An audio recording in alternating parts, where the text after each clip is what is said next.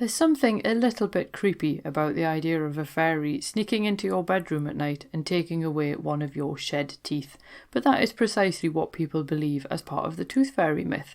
So let's go and meet the tooth fairy and find out a little bit more about the folklore of teeth in this week's episode of Fabulous Folklore. Hello there and welcome to Fabulous Folklore, the podcast for all things folklore, occult and just a bit weird. I'm your host, Icy Sedgwick, blogger, fantasy author and your guide into these rather mysterious realms. I've got some rare things to show you, so come on in, take a look around, but be careful not to touch anything. These things sometimes bite. Well, hello there and welcome back to Fabulous Folklore with me, your host, Icy Sedgwick. We are continuing with folklore of health and medicine this month, and I did think that it would be quite an interesting thing to do if we actually had a look at teeth and dentistry and the tooth fairy as well this week, because they are part of health and medicine, even though health usually people take that to mean inside the body, but let's be honest, teeth are inside the body. And teeth are an important part of the body because we do use them to eat, we use them in self-defense if we need to, and they can often take part in the easiest facial expression to spot, which is the smile. Now, I should point out that the development of dentistry as a sophisticated practice is relatively recent compared to other forms of surgery, and the term dentist only actually appeared in the mid-18th century. But as we are doing all things health and wellness and medicine and whatnot this month, I thought it was a good idea to have a look at teeth. So we're going to be having a look at some remedies for toothache, which I highly recommend that you don't try at home. And we will also be meeting the tooth fairy as well, because she is quite an important part of this particular topic. So with no further ado, let's get on with this week's episode.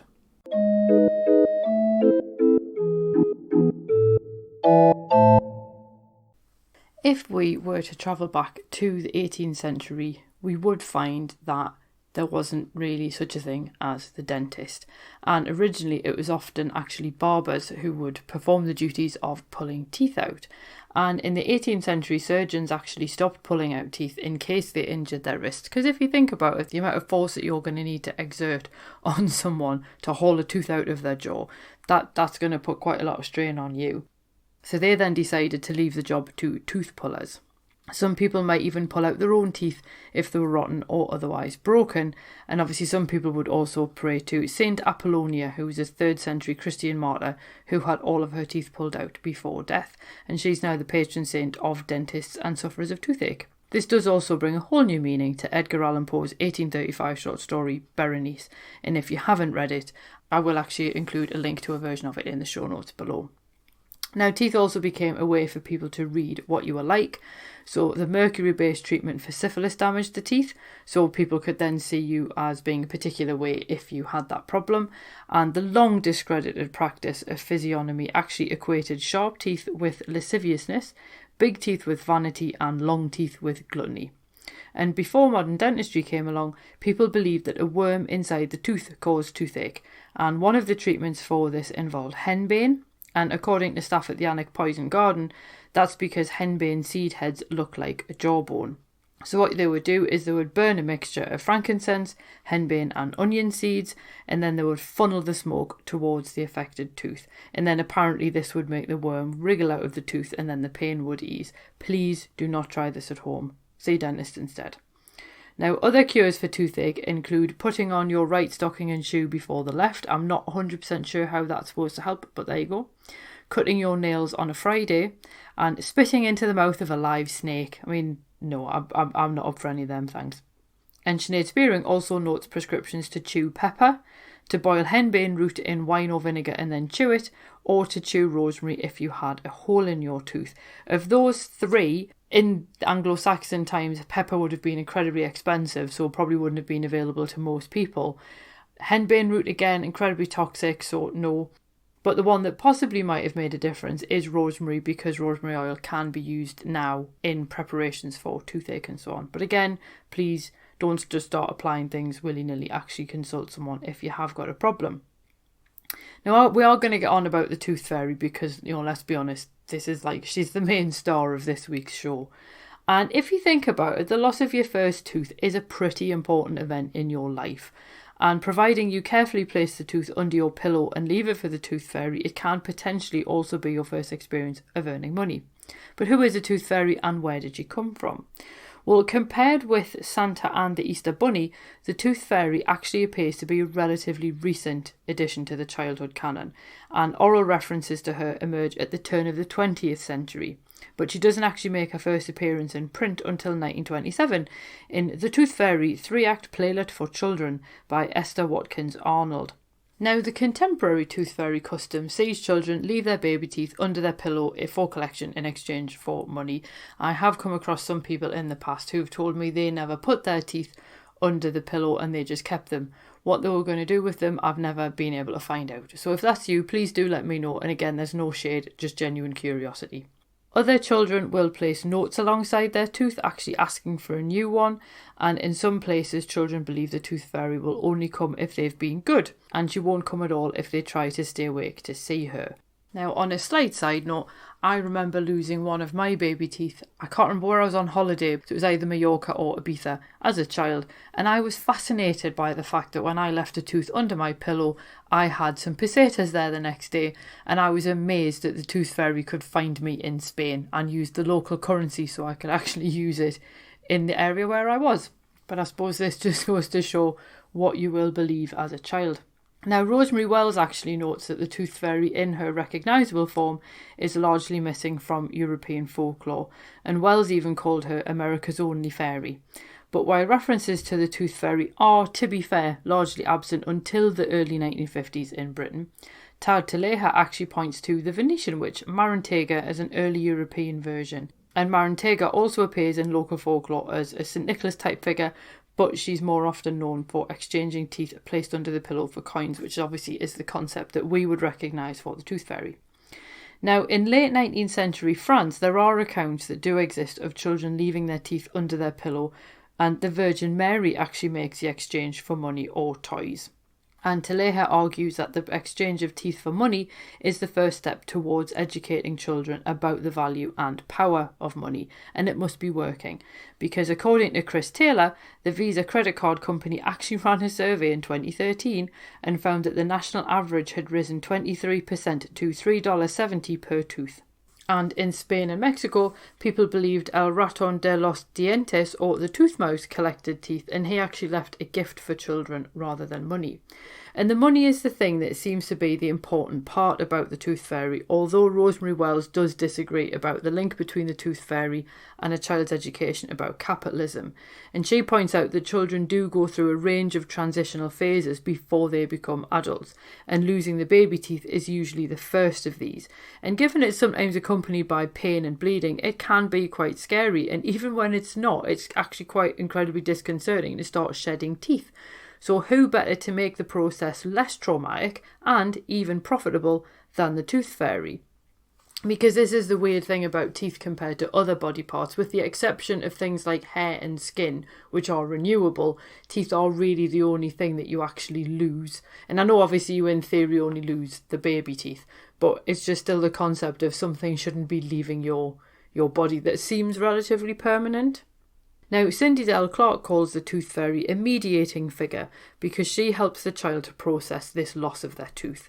So the Tooth Fairy allows the tooth to be purposefully put to rest. And this kind of makes the Tooth Fairy a bit of a gothic figure, and she plays an almost funereal role in the disposal of the lost tooth. And it's hardly surprising. The loss of the baby teeth marks the death of childhood and the onset of puberty, and the Tooth Fairy essentially stands guard at the boundary between these developmental stages. But why does she want teeth in the first place? Well, according to the website toothfairy.org, the Tooth Fairy actually thought that losing baby teeth was quite exciting. And losing your first tooth was a sign that you were on the path to being a grown-up. So the Tooth Fairy wanted to hold a lost tooth and experience some of that excitement for herself. So what did children actually do before the Tooth Fairy came along? Well, dentistry, as we know, is a relatively new form of medicine. But despite the primitive and often barbaric treatments available for pre-20th century adults, children still lost their baby teeth as they do now. So what did people do with them? Well, discarded teeth were often disposed of by casting them into flames, and Bird Granger explains that teeth were often thrown into a fire, and in 1870, Swedish children did so as a form of offering. And Theodore Ziolkowski explains that there was a folkloric belief that teeth should be salted and burned so that witches couldn't use them in their rituals. Wells even points out that all cultures have some kind of law surrounding the disposal of baby teeth, and the methods of disposal all seem to boil down to 9 essential characteristics. A baby tooth could be thrown at the sun or into the fire. It could be thrown between the legs or onto a roof. It could be offered to an animal by leaving it in a mouse hole. It could be buried, hidden, pushed into a tree, or swallowed. And leaving the tooth for mice and rats is actually particularly common, and anthropologists believe that this particular sacrifice was essentially intended to help the child's adult teeth become strong and sturdy, just like the teeth of rodents themselves. And Leo Kanner describes a Balkan ritual that involves the burying of the first lost tooth within a tree. If it was specifically conducted by an old woman, and then she blocked the hole where the tooth was with a peg, then the child would never suffer from toothache. Now what about adult teeth? Well, the tooth fairy has never taken care of lost adult teeth, and that task falls to the adult in question. And Granger makes the point that adults needed to have their full set of teeth on Judgment Day. So you didn't need to have them in your jaw, but you just needed to have them handy, which gives a really strange mental image of people essentially having like a bag of their teeth with them. But if you didn't store all of your adult teeth while you were alive, then you would have to look for them after death.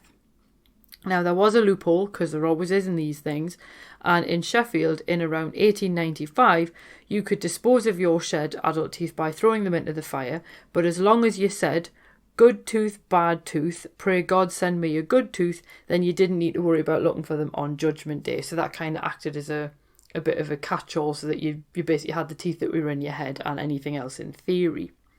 Now, that said, adult teeth were also collected for far more nefarious purposes, and it even led to the phenomenon of so-called Waterloo teeth. And there is evidence before the Battle of Waterloo in 1815 that dentists were advertising for human teeth, often for use in dentures. And a cartoon from 1787 by Thomas Rowlandson actually depicted dentists pulling the teeth of the poor to use in the mouths of their wealthy patients. I'm sure we can all agree how abhorrent that would be. But teeth were also supplied by grave robbers, because they would take the attitude, well, they don't need them. But following Waterloo, looters actually pulled teeth from dead soldiers for use in dentures. And it's really unlikely that people knew where their teeth were coming from.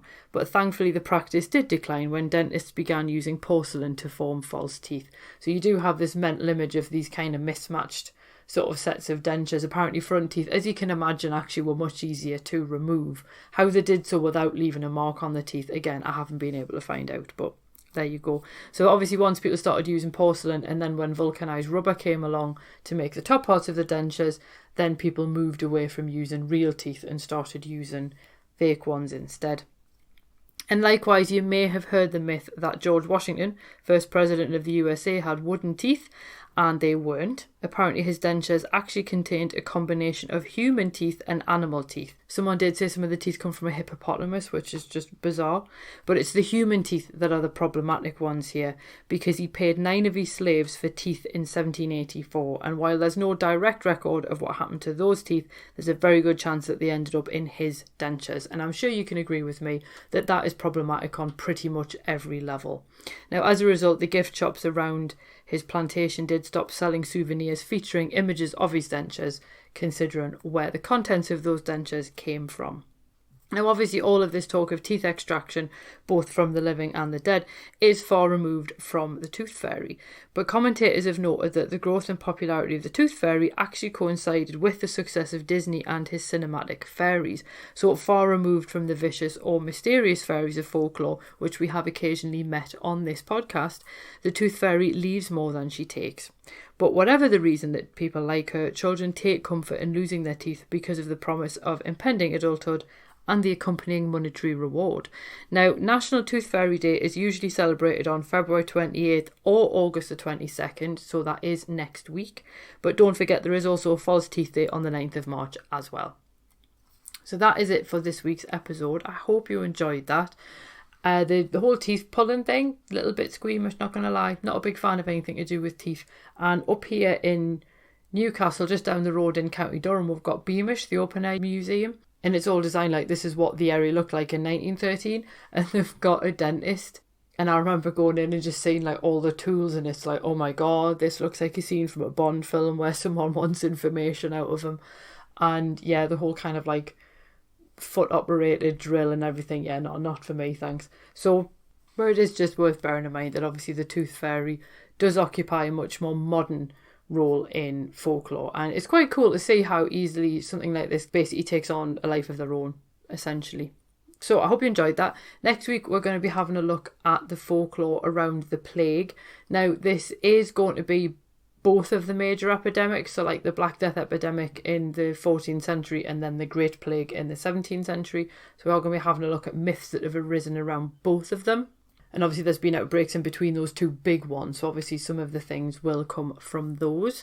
And then I'm still not sure about the final episode of August, because it's going to be either the Doctrine of Signatures or folklore and superstitions around sleep. So far we've got level pegging votes, so if you've got a strong preference either way, please do let me know. Either if you're listening to this on YouTube, if you drop me a comment below, and if you're listening on a podcast app, if you just drop me a message on Instagram or Twitter or something, all the links are below, and let me know which one you would rather have. And I want to make sure that I provide content that people are looking for.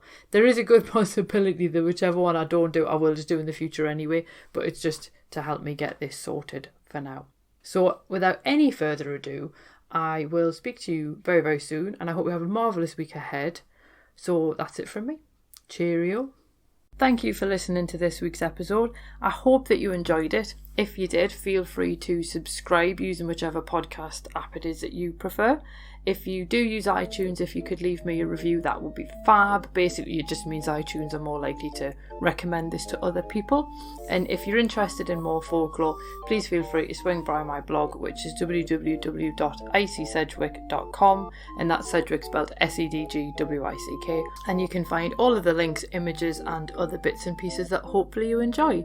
So have an absolutely fab week ahead, and I'll see you soon. Cheerio.